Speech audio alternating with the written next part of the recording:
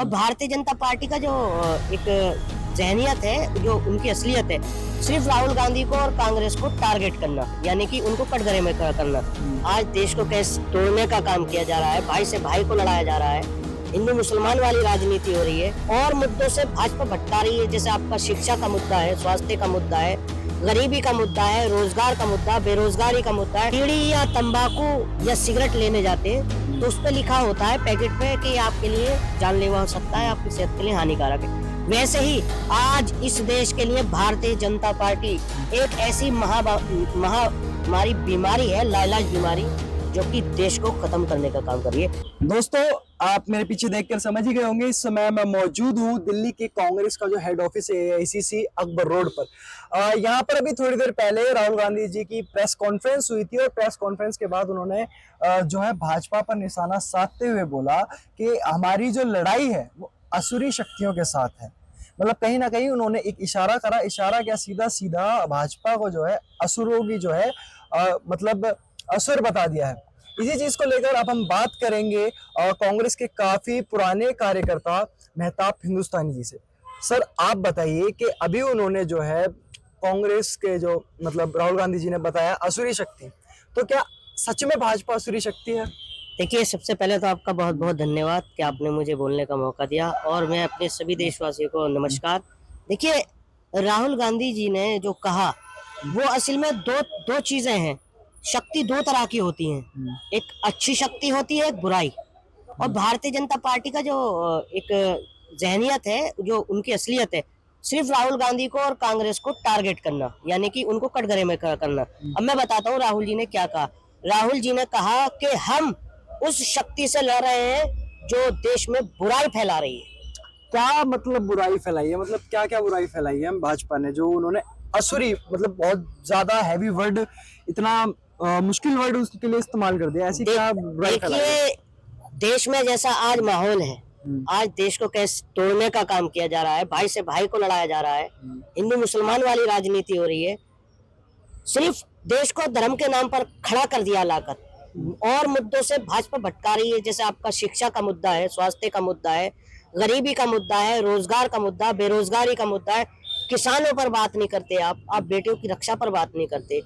एक भी press conference ऐसी हो जो देश के प्रधानमंत्री जी ने की हो, वो मीडिया से भागते, प्रेस से भागते, अखबारों से डरते।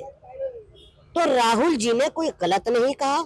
जैसा कि मैंने अभी कहा, दो तरह की शक्ति होती है, एक अच्छी एक बुरी, जो कि हमारे पास जो शक्ति है, हम इस वक्त बुराई से लड़ रहे हैं। और एक राहुल गांधी ही नहीं, मैं मेहताब हिंदुस्तानी और पूरा देश। ये कलयुग चल रहा है, जैसा कि मैं आपको बता दूं, तो आपको क्या लगता है इस कलयुग के अंदर राहुल गांधी जी इन असुरी शक्तियों को हरा पाएंगे? क्यों नहीं हरा पाएंगे? देखिए, बुराई कितनी भी ताकतवर क्यों ना हो, एक दिन अच्छाई की जीत होती है, सच की जीत होती है। और मुझे उम्मीद है जो राहुल गांधी जी जिस राह पर चल रहे हैं और अमन का पैगाम लेकर चल रहे हैं, मोहब्बत का पैगाम लेकर चल रहे हैं, जो भारत इस वक्त खंड खंड है, जो टूटा हुआ है, मुझे उम्मीद है देश की जनता पर और देश के युवा पर और देश के नौजवान पर के कहाँ, मतलब कहाँ टूटा हुआ है भारत? भारत तो मतलब राहुल गांधी जी भी भारत जोड़ो यात्रा कर रहे हैं, भारत तो जुड़ा हुआ है ना। असल में आप मुझे एक बात बताइए, राहुल गांधी जी को भारत जोड़ो यात्रा करने की क्यों नौबत आई? उनको यही तो लगा कि भारत में आज जो माहौल है, शिक्षा, जो छात्र हैं उनको शिक्षा नहीं मिल रही है, पेपर लीक हो रहे हैं, पूरी जनता परेशान है, युवा परेशान है, देश की बेटी परेशान है, किसान परेशान है, देश का फौजी परेशान है। आज हमारे देश की वो स्थिति है कि बांग्लादेश और नेपाल हमसे ऊपर है, आज वो हमारी गिरोथ है। और हमारे देश का नेशनल मीडिया क्या है, वो दिखा रहा है कि हम बहुत ऊपर हैं। इस देश को अगर कोई चला सकता है ना, सिर्फ कांग्रेस चला सकती है, इसके अलावा कोई नहीं चला सकता। आपको क्या लगता है यात्रा का कुछ असर पड़ता दिखाई दे रहा है? बिल्कुल पड़ेगा, बिल्कुल। अब देखिए, भारत न्याय यात्रा यूपी में आज हमारा गिराव बहुत अच्छा है, बहुत बड़ा है, और मुझे उम्मीद है कि जो हमारा अलायंस गठबंधन है 30 से 35 सीटें लेकर आएगा। अच्छा, और तो 2024 को लेकर आपको क्या लगता है, कौन से राज्य ऐसे हो सकते हैं जहां पर आपको लगता है कि आप काफी ज्यादा स्ट्रांग फील कर रहे हैं कि यहाँ से तो हमारी सारी सीटें हैं? देखिए, बिहार में हमें बहुत अच्छा बेनिफिट मिलेगा और साउथ में तो इनकी जमानत जब्त हो जाएगी। अच्छा। बिल्कुल जमानत जब्त होगी।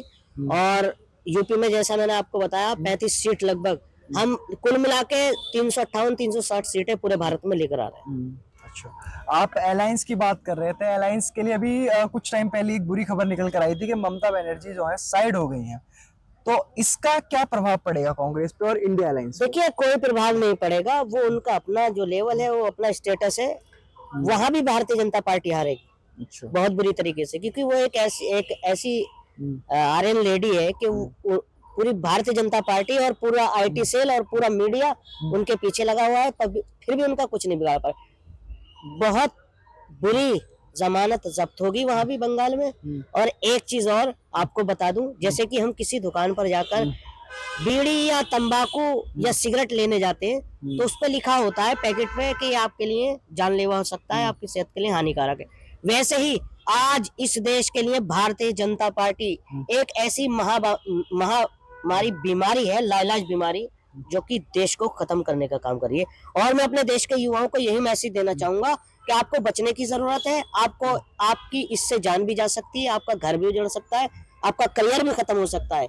इसलिए आप अपने ऐसे नेता को चुनो, और जो नेता है वो राहुल गांधी है। आने वाला भविष्य बतला रहा हूँ मैं आपको, जो देश को अच्छी राह पर ले जा सकते हैं, राहुल गांधी। क्योंकि इस वक्त राहुल गांधी की जरूरत है देश को। पढ़े लिखे हैं, 10-10 डिग्रियां हैं, पूरा मीडिया, पूरा आईटी सेल, पूरा भाजपा। डिग्रियां तो मोदी जी भी दिखा देते हैं, बोलते हैं मेरे पास भी है। फर्जी डिग्री नहीं है राहुल जी के पास। 1978 की डिग्री दिखा रहे हैं। क्या 1978 में कंप्यूटर था? भैया जन्म पत्री भी नहीं बनती थी, हाथ से भी नहीं बनती थी उस वक्त। 1993 में कंप्यूटर आया, 1978 की आप डिग्री दिखा रहे हो, तो फर्जी डिग्री। खुद फर्जी है, हमारे देश के प्रधानमंत्री फर्जी है। तो इसका जवाब जरूर आने वाले समय में जनता दे देगी। धन्यवाद सर। यहाँ पर हमने इनसे बात करी और जानने की कोशिश करी कि 2024 को इलेक्शन जो आने वाले हैं उनको लेकर क्या सोचते हैं कांग्रेस के कार्यकर्ता, और इसी के साथ साथ क्या रीजन रहे होंगे जिसकी वजह से राहुल गांधी जी ने असुरी शक्ति बता दिया भाजपा को। कैमरा पर्सन सोहेल के साथ मैं ऋतिक चौहान, खबरी टीवी। धन्यवाद।